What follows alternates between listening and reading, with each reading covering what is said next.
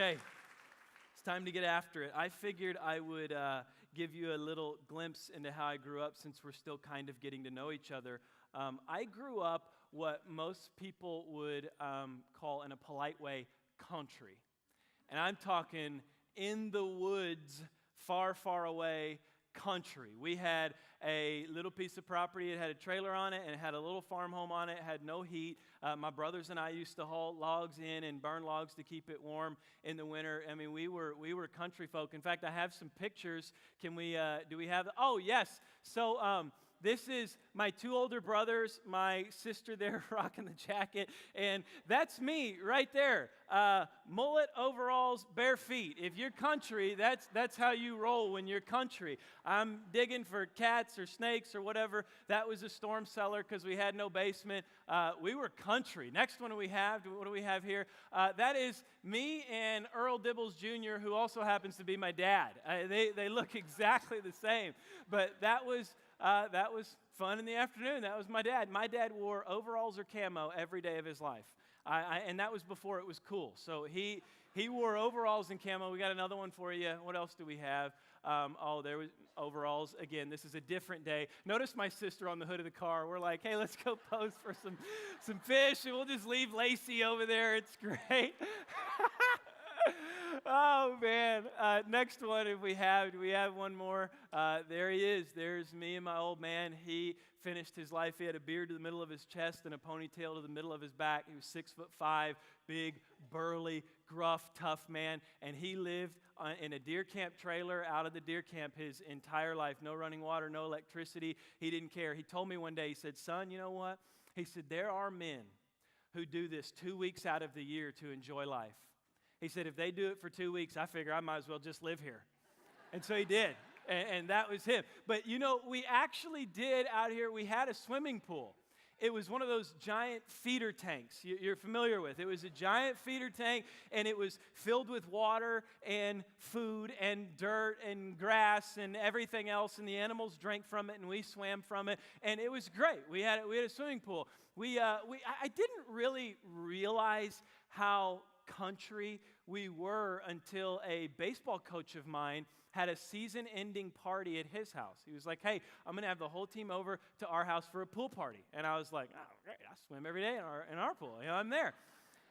I knew something was different when we pulled in and there was a gate there. And the gate opened up and there was two houses. And so we pulled down the middle, and I'm like, I got out and I was like, Coach, you have neighbors like right here. He was like, oh, no, that's our shop. And I said, well, what do you mean by shop? He said, come in here.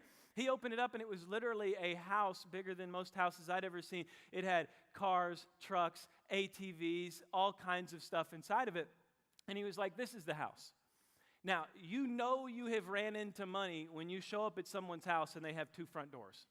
Like, he had side by side two front doors sitting there. You walk up and he pushed one open, and they kind of fly open, and he just walked through like this, like no.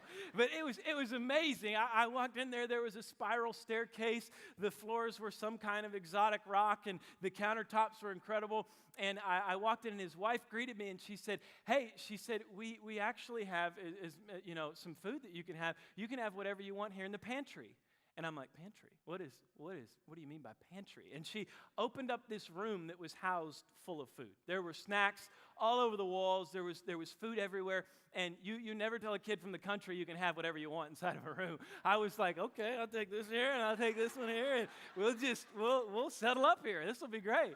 I'll live off this for weeks. And so then we came out to his backyard, and he said, here's the pool. And I can still remember like someone having to hold me up when I saw it. It was an actual pool, like in the ground pool, had a diving board, had a slide. I remember overalls come off, and whatever's underneath is your swim trunks when you're country. And so I peeled the overalls off, I'm jumping in, and I just was swimming through this thing, enjoying life, contemplating thoughts of adoption. I'm like, you know what, they could take me in here. I could live here. I could do this. And so a couple hours pass by, and Mom shows up, and she's like, let's go. Time to go. Get in the minivan. And instantly, something changed within me. Instantly, I thought, I'm not going back to that place. you can't drag me back there. Like, I got in the car and I was just sitting there writing, like, we don't have a real pool. We don't have a real shop. You know, I was so upset. And I mean, it's trivial now. I love how I grew up. But I remember sitting there thinking these things. And then I got in my bed. And I remember laying in my bed. I shared a bunk bed with my sister. And I was sitting there and I was thinking to myself, you know what? Someday, I'm going to have a real pool. Someday, I'm going to have a shop. Someday, I am going to this level. You know, it's amazing what happens when you catch a vision for what you can become. You are no longer satisfied with where you're at. When you realize the potential that you have, when you catch a vision for what the Lord wants to do in you, when you catch a vision of what the fulfillment of His promises look like in your life, you will no longer be satisfied with where you are. In this series, Fulfillment, we are chasing the fulfillment of the promises of God in our life, and we are believing that He has given us promises right here. There are no new promises, but the fulfillment of these promises give us some accountability. And today, it's faith. There was a man named Abraham who was on a similar journey. Abraham caught a vision of what he could become. In Genesis chapter 12, the Lord says, I will make you a great nation. I will bless those who bless you. I will curse those who curse you. I will make your name great. You're going to have descendants as numerous as the stars. He says, Abraham, here is what you can become. Now, here's what I need you to do. In Genesis 17, 1 through 2, it says, when Abram was 99 years old, the Lord appeared to him and said, I am El Shaddai, God Almighty. Serve me faithfully and live a blameless life. He's saying, Abraham, I showed you what you can become. Now here's what I need you to do. Then I will make a covenant with you. Brother Steve, do we have a water anywhere? Am I missing a water? I worshiped way too much, and I'm so grateful for it. I'm out of saliva. He says, then I will make a covenant with you by which I will guarantee to give you countless descendants. God gave him a vision of what he can become in Genesis 12, and then he tells him, if you want to become this, I need one thing from you, faithfulness. If you want to get from where you are to where you can become, the Lord needs one thing from you, faithfulness. And when we are faithful, he moves mightily on our behalf. So now we get to the nuts and bolts of the story. Genesis 22, 1 through 12. It says, some time later, God tested Abraham's faith. You know, the Lord's not going to give you what you're not prepared for. We have to understand it, because the only thing worse than God giving us what we want is giving us what we want when we're not prepared for it. Thank you, my man. You got like 6 more of these? I'm just kidding. No, I'm just joking. Give Steve a hand. He's a great... So God tested Abraham. He wanted to know if Abraham was ready for what he had for him. And then it says, yes, he replied, here I am. Abraham said, bring it on. I'm ready to do what you've called me to do. Take your son, your only son, yes, Isaac, whom you love so much, and go into the land of Moriah. Go and sacrifice him as a burnt offering on one of the mountains, which I will show you. The next morning, Abraham got up early. He saddled his donkey and took 2 of his servants with him, along with his son Isaac. Then he chopped wood for a fire for a burnt offering and set out for the place God had told him about. On the 3rd day of their journey, Abraham looked up and saw the place in the distance. Stay here with the donkey, Abraham told the servants. The boy and I will travel a little farther. We will worship there, and then we will come back to you. Look at the faith there. Verse 6, so Abraham placed the wood for the burnt offering on Isaac's shoulders, while he himself carried the fire and the knife. As the 2 of them walked on together, Isaac turned to Abraham and said, Father? Yes, my son, Abraham replied. We have the fire and the wood, the boy said, but where is the sheep for the burnt offering? God will provide a sheep for the burnt offering, my son, Abraham answered, and they both walked on together. When they arrived at the place where God had told them to go, Abraham built an altar and arranged the wood on it. Then he tied up his son, Isaac, and laid him on the altar on top of the wood. And Abraham picked up the knife to kill his son as a sacrifice. At that moment, the angel of the Lord called to him from heaven and said, Abraham, Abraham. Yes, Abraham replied, here I am. Don't lay a hand on the boy, the angel said.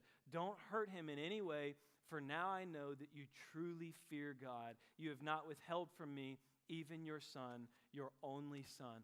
Fulfillment. We find it in faith. What do we see from Abraham that we can parlay into our life to walk in the same fulfillment that Abraham did through our faith? Number one is this: Abraham was faithful despite circumstances. Abraham was faithful when circumstances did not look good for his child. Abraham was faithful when everything around him looked like it wasn't going to work out good. You know, let's make it a little personal. I wonder if there's anyone in here who has ever been in a circumstance where you had to be faithful despite your situation you found yourself in. Where maybe you're at work and they're asking you to do something that doesn't line up with what God's word says, and you have a choice between being faithful in the midst of circumstance or compromising in faith. Maybe you're around a group of people that's talking about another group of people in a way they shouldn't be talking about. Maybe you have to be faithful in that circumstance despite what everyone around you is doing, standing up for what the Lord wants you to. Abraham did it in Genesis 22:3. It says, early the next morning, Abraham got up and loaded his donkey. He took with him 2 of his servants and his son Isaac. When he had cut enough wood for the burnt offering, he set out for the place God had told him about. Abraham did not delay. He did not wait. He woke up early. He did not complain. He went to the mountain. He did exactly what God had told him to do with exactly the right attitude. Let me give you a definition for faithfulness. It is the right actions with the right attitude. Faithfulness is the right actions with the right attitude. They cannot be exclusive of each other. They have to combine to create faithfulness. If you have the right actions with the wrong attitude, you have a Pharisee. Matthew chapter 15, Jesus said, their actions are good, but their hearts are far from me. He said they're doing what they're supposed to do, but they whine, they complain, they make up excuses of why they have to do it. You have the right actions with the wrong attitude, you don't have faithfulness. You have the right attitude with the wrong actions, you don't have faithfulness. If you got a great heart but don't show up, that's not faithfulness. We were doing a young adults event in Conroe. I was also the young adults pastor in Conroe. And we announced this event, and I had this young adult come up to me, and he said, man, I am 100% in. He said, I'm 1,000% in. I'm infinity in. I'll die for this thing. And I was like, dude, chill out. Like, all I need you to do is show up early, help us set up, and then welcome people as they come. He's like, I'm in. You want me to camp out the night before? I was like, no, I just want you to show up. And he's like, great, I'm there. I promise you I'm there. So Sunday night happens, the event happens, and he doesn't show up. Monday morning comes around, and I'm genuinely concerned about it. So I called him. I said, hey, bub, you remember that young adults event? You were ready to oh, yeah. He said, man, I meant to call you, but I got busy. I actually moved to Colorado on Friday. I was like, wait, what? Oh, yeah. And I said, well, do you remember you were going to help me with that young adults event? He said, yeah, man, I can't do that anymore. I live in Colorado now. And I'm like, no, man, I hear you. This is right attitude, wrong actions don't create faithfulness. But when you combine when you combine the attitude with you create faithfulness. When you create faithfulness, there is no circumstance that is greater than your faith. The Lord shows up in your faithfulness with His power to move on your behalf, but faithfulness begins with the exact right actions and the exact right attitude. And when you combine them, the Lord shows up and moves. Abraham was doing the right thing with the right attitude, and the Lord moved mightily on his behalf. If we want to experience the fulfillment of what the Lord has for us, if we want to be faithful despite circumstance, it is attitude and actions combined together to create faithfulness. The second thing we see with Abraham, I love this one. Abraham worshiped his way through his situation. You know, we are lucky. that we're not a year into this and the stage is bigger and the band can just pop up here, we would stop for a praise break right now, because we have got to learn how to worship our way through a situation. Listen to this. Context here is everything. Man, I worship my way straight out of, and I wouldn't have it any other way. Context is everything here. Genesis 22, verse 5. Okay, we are under the old covenant where animal sacrifices were normal. You had to make an offering to connect with God. You had to go to the temple. You had to make the sacrifice in order to connect with Him. So it was an act of worship. This is very, very clear. So when we see Genesis 22:5, it says, He said to His servants, "Stay here with the donkey while I and the boy go over there." Listen to what He says. "We will worship, and then we will come back to you." Perspective is everything, okay? A blood offering was an act of worship. Very clear. That's normal. When it's your son on the altar, it changes everything. Okay, so we're going to go over here to worship. Sounds like, oh, he's going to go give an offering to the Lord. That offering is his child. Listen to me now, because I'm about to set some people free to go through and delete some phone numbers and unfriend some friends and unfollow some people and worship about it. The Lord is going to call you to make sacrifices in your journey of faith.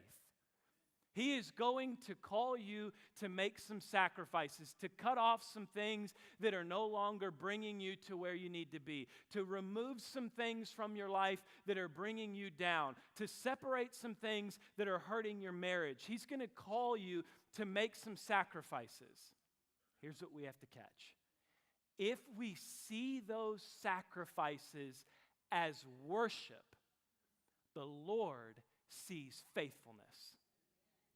If we see the sacrifices that He has called us to make as acts of worship, the Lord sees faithfulness on our behalf. That is what's happening here with Abraham. Abraham is worshiping his way through a tough situation, making sacrifices and praising God for it, and the Lord is seeing faithfulness on his behalf. You know, you can worship your way through a tough situation. You can worship your way through a bad diagnosis. You can worship your way through a challenge that you're facing. Early on in the life of our church, early on, I was believing God for something, and I had a really important meeting out here in Huntsville. And I came to the meeting, and I was super optimistic. I was flying high. We were called. We were equipped. We were anointed, blah, blah, blah, blah. And I rolled into this meeting, and I'm like, show up, Lord. You know, let's see it happen. I could tell within 5 minutes of the meeting, this was not good. Was not heading in our direction. And sure enough, it didn't pan out. And I remember I walked out of that meeting, and I got in my truck, and I was all just kind of, thought the Lord was here, but He wasn't. And I just, the enemy will lie to you when you're down. He started telling me, maybe you're not called to Huntsville. Maybe you're not called to pastor. Maybe the Lord isn't in there. And just start lying to me. And I'm depressed, and I'm upset, and it's 9 o'clock at night. And what do you do when you're depressed and you're upset, and it's 9 o'clock at night? You go to Taco Bell. So I did. I went to Taco Bell. I pulled right into Taco Bell, pulled up to the drive-thru. I said, give me as many Doritos Locos Tacos as you have ready and a Nacho Belgrande. I'm ready. Things are falling apart around me, but I've got Taco Bell. So I get this Taco Bell, and I have this Nacho Belgrande, and I'm half trying to, you dip the taco in a little bit of the cheese to start it out, and I'm pulling down, and I'm about to get on the feeder, and there's this pickup truck that is flying down the feeder, and I'm half driving with my knee, and I got my Belgrande here, and then I got my taco, and he almost runs me off the road, so I have to do this quick jolt, and when I did, I dumped the Nacho Belgrande clean into the center of my chest. I mean, ran down into my lap. I hadn't even gotten a good bite yet. I hadn't even gotten into the good stuff. And it's sitting in my lap. And I was so mad. I reached over into the bag, and they didn't put any napkins in there. So I had nothing to do with this. I am covered in nachos, and I had a nice, just pressed shirt. I wanted to look good for this meeting, so I went and got my shirt dry cleaned, and I just dumped nachos in it, and I'm so upset. I'm just driving. I don't know what to do. I don't have anywhere to go. I'm just like, I'll just leave it on me. I just deserve it on me, you know? And so I pressed play on my radio. I was like, I want to listen to some classic rock. And my radio connected to a worship playlist that was on my phone. And within minutes, I'm telling you, the Spirit of God entered into that truck. I started hearing these worship songs that I had been praying to, that I had been worshiping to, and I began worshiping the Lord. I began worshiping Him and praising Him, and I had a 30-minute drive where I was worshiping, covered in nachos, believing God again. And I'm telling you, the second I got out of that truck, I was ready. I went walking up to my house, nachos are falling over, and I'm like, praise Jesus that we are called, we are ready, we're going to make a difference. If you will worship your spirit to victory, your situation will follow you. If you will worship to a place where your spirit is standing in victory, where you are confessing the promises of God, you are receiving the promises of God, they're embedding themselves in your heart, and you are releasing them and proclaiming them and praying them. If you worship your spirit to a place of victory, your situation just follows you. And now look at what the Lord has done in our church in one weekend. We just worship together. We believe together. The next one, we have Abraham trusted God's promises even when they didn't make sense. This is important for us. You know, I call it fighting the battle of what if. There are promises and there are possibilities. Possibilities will drive you insane. They'll make you go crazy. Promises never change. They are rooted here. They stay here. Listen to Abraham here.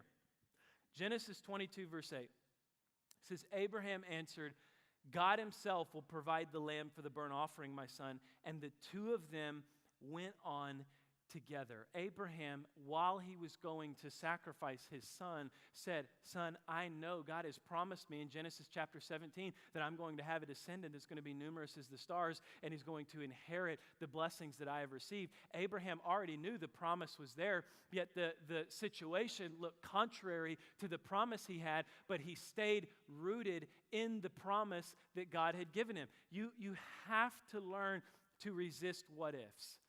My wife used to be the queen of what ifs. This is with kids. You know, we have 2 children. Google is the worst thing you can have when you have 2 kids and one of them sick. My wife would, Canaan would have like a snotty nose and a cough, and she would come down and she'd be like, Luke, I got to talk to you. It's serious. I'm like, golly, what happened? You know? She's like, it's Canaan. Like, okay. Is he here? Like, is he still alive? She's like, yes, but he has a snotty nose and a cough. I'm like, okay. And she said, no, Luke, I Googled it. Luke, it very well could be malaria. I'm like, honey, the boy ain't been to West Africa. Like, this is not a United States-born illness. Like, this is not she's like, no. They say snotty nose and a cough could be a symptom. I'm like, no, we finally got to a point where we came to an agreement that when one of the kids was sick, we would not Google symptoms, because the what ifs will drive you insane. You can laugh at her like you've never done it, but I know there's got to be some moms in the room who have Googled some symptoms. But here's the thing. When your faith is built on promises, it can't be shaken by circumstances. When your faith rests here, circumstances can't alter your faith, because this is above circumstance. This controls possibility. This can make things right. Through Him, all things are possible. So we don't have to fret about possibility when we can open up here and stand firmly on the promises that we have. So Abraham trusted God's promises when they didn't make sense. And then finally, Abraham's faith. This is so important for us. Abraham's faith was enough. Abraham's faith was 100% enough for him to experience the fulfillment that God had for him. Look at this. I love this part. Sometimes we get in this mode where we feel like we got to add something to our faith. Like, I'm going to pray, and then I'll also do this. Or I'm going to be faithful here, but then I also need to call somebody and text somebody and drum up what I can do and follow through on the 10 steps to be faithful and do all this stuff.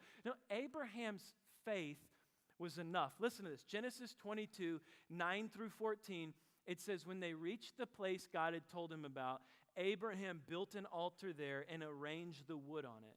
He bound his son Isaac and laid him on the altar on top of the wood. Then he reached out his hand and took the knife to slay his son.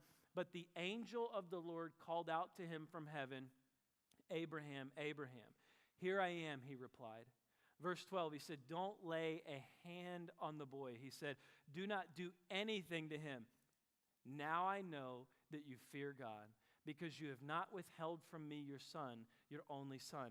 Abraham looked up, and there in the thicket he saw a ram caught by its horns. He went over and took the ram and sacrificed it as the burnt offering instead of his son.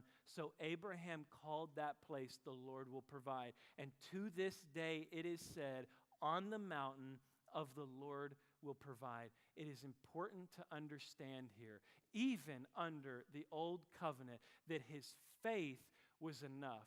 It had nothing to do with the subject of the offering and everything to do with the faith of the offerer. The Lord was unconcerned about what he was offering. He said, the Lord provided him an adequate offering. The subject of the offering wasn't the problem. It was the question of Abraham, do you trust me? Do you have faith in me beyond the things that you hold most dear in your life, beyond the things that you love, beyond the things that you cherish? Do you place all your faith in me and trust me with those things? Because if you do, I will provide for you. I will protect those, and I will provide for you more than what you need. Pressed down, shaken together, overflowing, more than you'll ever need for it. But the Lord had to know Abraham's faith went beyond the things that he cherished most. And then he provided him an adequate offering. He provided us the ultimate offering in Jesus, so that we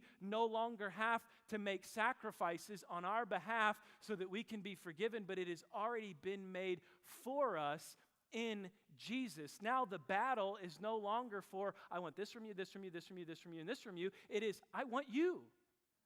I just simply want your faith. Your faith is all that you have to offer me. And when we offer that to the Lord, we experience the fulfillment of his promise of salvation. There was a young boy in Florida. He lived next to a bayou. And his daddy worked in a carpentry factory, and he worked right next to the house, and he would watch this boy as he came home from school, and every afternoon after school, he would swim in this bayou. Well, the dad said he was out working in the shop one day, and he heard these screams coming from the water. So he popped up and rushed over there, and he said when he got there, he encountered one of the most horrific scenes he had ever seen in his life. He said he looked out, and there was an alligator that had clamped on to his boy's legs just below the knees and was pulling his son into the water. And he said he did the only thing a father knows what to do. He ran over there, he grabbed his son by the arms, and he was pulling, and he was literally in a tug-of-war for his son's life, and miraculously, the alligator let go. He pulled his son onto the shore. They had called 911. An ambulance showed up, picked up the boy, and rushed him to the hospital. And they were debating, are we going to have to amputate his legs, or will we be able to save his legs? And so 3 days later, they were able to bandage and restore what was left of his legs. And a news company showed up, and they wanted to do a story on this boy and his dad. So they went in to interview the boy, and they were asking him these questions and asking the dad these questions. And then they said, do you mind if we take a few pictures? And the little boy said, sure. And they said, can we take a picture of your scars? And the little boy smiled from ear to ear, and he said, yes, but afterwards I want to show you some better scars. And they said, okay. And so the little boy pulled up his legs and he showed him, and the news reporter said his legs were just mangled, stitched up. It was just scabbed everywhere. It just looked terrible. And so he put down and he said, now can I show you some more scars? And they were kind of like, really? I thought the alligator only got your legs. And he said, oh, he did. And the little boy pulled up his sleeves and he said, these are my happy scars. And the reporter said, tell me about it. And they said, these are scars from my dad.